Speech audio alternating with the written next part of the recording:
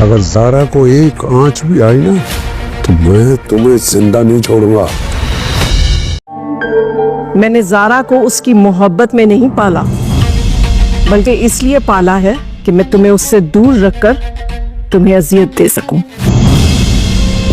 ये सब कुछ मेरी वजह से हुआ, मेरी बात की वजह से।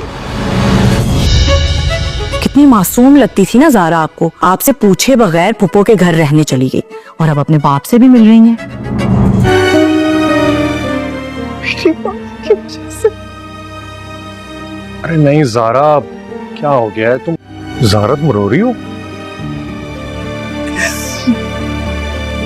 ये सब कुछ मेरी वजह से हुआ। तुम क्यों गिल्टी फील कर रही हो? ऐसा बिल्कुल भी नहीं है। आदि मेरी मदद करो।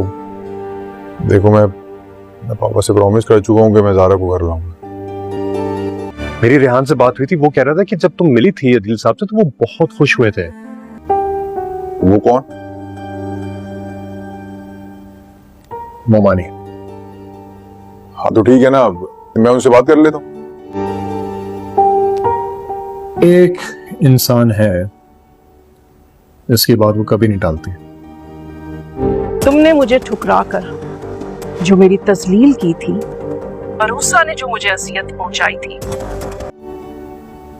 यार रेहान, मुझे नहीं लगता कि उनसे बात करने से ना कोई फर्क पड़ेगा। वो बहुत ही सख्त मिजाज की है। आलिया, अगर ज़ारा को एक आंच भी आई ना तो मैं तुम्हें जिंदा नहीं छोड़ूंगा। ज़ारा को तुम दोनों के किए की सजा भुगतनी होगी। मैं जो कहूंगी वो वही करेगी। अदील, मुझे धमकी दे रहे हो? ज़ारा मेरी मुट्ठी में है।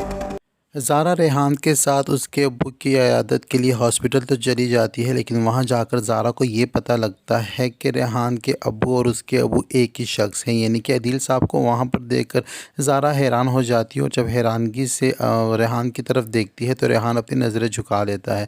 खैर, जब अदील साहब को होश आता है तो ज़ारा को रेहान कहता है कि मुझे लगता है तुम्हें बाबा से जाकर मिलना चाहिए, शायद उनकी तबीयत ठीक हो जाए। तो जब ज़ारा जाने से इनकार करती है तो हादी भी वहीं मौजूद होता है। हादी भी ज़ारा से यही कहता है कि तुम्हें रेहान की बात माननी चाहिए। खैर, जब रेहान और हादी और ज़ारा जब अदील साहब से मिलने के रूम में जाते हैं तो वहाँ पर अदील साहब जब ज़ारा को अपनी तरफ बुलाते हैं तो ज़ारा पास जाने से इनकार कर देती है। तो ज़ारा के इनकार की वजह से जो रेहान की अम्मी है वो तो कमरे से बाहर चली जाती हैं, क्योंकि ज़ारा मिसबिहेव कर रही होती है अदील साहब के साथ, तो उनसे ये बर्दाश्त नहीं होता। तो फिर इशारा करके अदील साहब जो है रेहान और हादी को भी कमरे से बाहर जाने का कहते हैं, तो वो दोनों बहाना बनाकर बाहर चले जाते हैं। अदील साहब ज़ारा से बात करने की कोशिश करते हैं, लेकिन ज़ारा काफ़ी रूडली बिहेव करती है और उनको अपनी बातों का सही से जवाब नहीं देती। लेकिन फिर भी अदील साहब को काफ़ी खुशी होती है ज़ारा से बात करने पर। उनकी बातें चल ही रही होती हैं कि हादी और रेहान रूम में वापस आते हैं तो अदील साहब उन्हें कहते हैं कि तुम दोनों बहुत जल्दी आ गए, मुझे भी अपनी बेटी से बहुत बातें करनी थी। तो यहाँ पर ज़ारा हादी से कहती है कि बहुत देर हो चुकी है, हमें घर जाना चाहिए। तो जब जाने की परमिशन लेती है ज़ारा तो अदील साहब ज़ारा से कहते हैं कि तुम दोबारा मुझसे मिलने कब आओगी? तो ज़ारा उनको मुंह पर ही साफ इनकार कर देती है और कहती है मैं दोबारा आपसे मिलने कभी नहीं आऊँगी।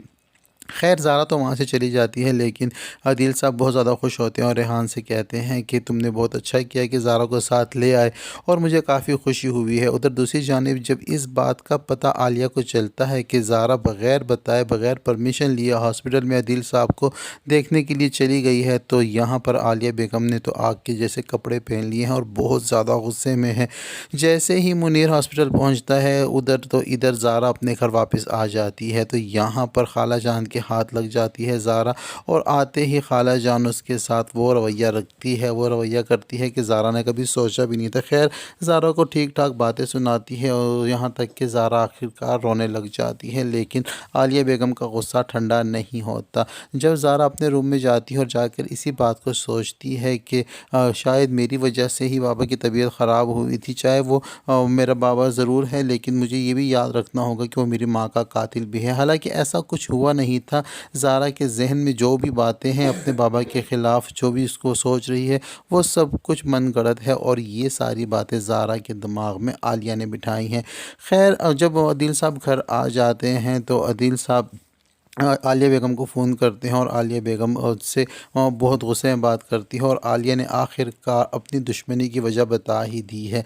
आलिया की जो बहन थी, जो ज़ारा की अम्मी है, वो अदील साहब के साथ शादी कर लेती हैं, जबकि अदील साहब को आलिया पसंद करती है और आलिया को ठुकरा कर अदील साहब उनकी बहन से शादी कर लेते हैं। तो जब वो उसका इंतकाल हो जाता है तो उसका बदला लेने के लिए आलिया ज़ारा को गोद ले लेती है और उसको पालती है और उसका ब्रेन वॉश करती है और अपने बाबा के ख़िलाफ़ उसको इस्तेमाल करती है। तो यहाँ पर अब आलिया की दुश्मनी की वजह समझ आ गई है कि आलिया को बरसों पहले से अदील की जानिब से ठुकराया गया था और अब वो बदला जो है अदील से लेने के लिए ज़ारा को इस्तेमाल कर रही है। उधर दूसरी जानिब मेहरू ने तो जैसे आंखों पर पट्टी ही बांध ली है। मेहरू आगे पीछे कुछ भी नहीं देख रही, बस अपने पागलपन में और अपने जुनून में सलमान से मिलने की प्लानिंग करती जा रही है। यहाँ तक कि अब तो उसकी सास किसी काम के सिलसिले में घर से बाहर जा चुकी हैं और घर में जैन और मेहरू अकेली हैं। तो यहाँ पर सलमान के साथ मिलकर प्लानिंग करती है और सलमान उसके लिए बाहर से कुछ खाने की चीज़ लेकर आता है जिसमें नींद की दवा होती है। जैसे ही जैन वो सैंडविच खाता है तो जैन को नींद आने लगती है और जैन सो जाता है और आलिया मेहरू जो है वो बहाने से डॉक्टर का बहाना करते हुए सलमान के साथ फिर से घर से निकल जाती है और सारा दिन मौज मस्ती करती है, होटलों में घूमती है, गाड़ी में घूमती है और सलमान के साथ पूरा दिन गुजारने के बाद जब शाम को घर वापस आती है तो उल्टा आकर यहाँ पर जैन को ही तंग करती है और जैन को कहती है कि मेरी तबीयत ख़राब थी और तुम्हें चाहिए था कि तुम मुझे डॉक्टर के पास लेकर जाते, लेकिन तुमने अपने दोस्त के साथ यानी कि एक मुलाजिम के साथ मुझे भेज दिया है।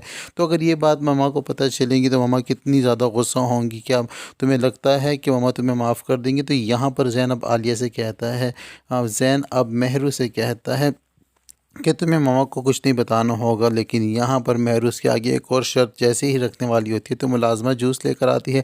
तो यहाँ पर मेहरू खामोश हो जाती है, अपनी शर्त अभी उसको नहीं बताती। अब अगली शर्त मेहरू ने क्या रखनी है जैन के आगे, ये तो आने वाले एपिसोड में ही पता चलेगा जब हादी की बात होगी ज़ारा के साथ और ज़ारा रोते हुए हादी से ये कहेगी कि मुझे लगता है कि अदील साहब की जो तबीयत ख़राब हुई है उसकी मैं ही ज़िम्मेदार हूँ। लेकिन हादी उसको तसल्ली देता है और हादी उसे समझाता है कि ऐसा कुछ भी नहीं है। जब तुम अदील साहब के साथ हॉस्पिटल मिलने गई थी तो मेरी रेहान से बात हुई, रेहान बहुत ज़्यादा खुश था और बता रहा था कि अदील साहब को भी बहुत ज़्यादा खुशी हुई है और उनकी खुशी के साथ साथ मुझे भी खुशी हुई है, क्योंकि मैं भी हमेशा से यही चाहता था कि जो तुम्हारे अपने सगे रिश्ते हैं तुम्हें उनका प्यार मिलना चाहिए और मैं तो यही चाहूँगा कि तुम फिर से एक बार जाकर अपने बाबा से मिल लो, इस तरह तुम्हारे दिल का भी बोझ हल्का हो जाएगा और उनकी भी तबीयत संभल जाएगी। खैर हादी के समझाने पर तो अब ज़ारा को थोड़ी थोड़ी बातें समझ आ रही हैं, लेकिन वहाँ पर आलिया बेगम ने फिर से अपना कारनामा कर दिखाया है। जो बातें फ़ोन पर अदील साहब के साथ आलिया बेगम ने की हैं उन बातों की वजह से अदील साहब बहुत परेशान हैं और यहाँ तक कि अदील साहब ने उनको धमकी भी दे दी है आलिया को कि अगर तुमने मेरी बेटी ज़ारा को कोई भी नुकसान पहुँचाने की कोशिश की तो मैं तुम्हारी जान ले लूँगा। लेकिन यहाँ पर आलिया जो है बहुत ज़्यादा बदतमीज़ी पर उतर आती है और अदील साहब को बहुत बातें सुनाती है, जिसकी वजह से अदील साहब की दोबारा तबीयत ख़राब हो जाएगी और अदील साहब एक बार फिर से हॉस्पिटल पहुंच जाएंगे और ये भी हो सकता है कि अदील साहब इतने सीरियस बीमार हो जाएं कि उनकी जान पर ही बन जाए। लेकिन आलिया को तो ये सब कुछ होने जा रहा है आने वाले एपिसोड में। अब तक के लिए इतना ही। वीडियो पसंद आती है तो वीडियो को लाइक और चैनल को सब्सक्राइब करना हरगिज़ ना भूलें। मिलते हैं नेक्स्ट वीडियो।